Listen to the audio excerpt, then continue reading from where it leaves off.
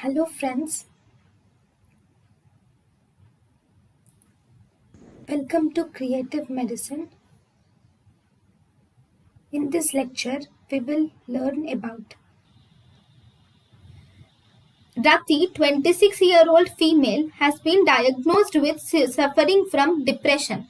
Now for the past 2 days, she has suicidal tendencies, thought and ideas. The best treatment is remember, for depression with suicidal tendencies, the best treatment of this condition is electroconvulsive therapy is the best treatment for depression with suicidal tendencies.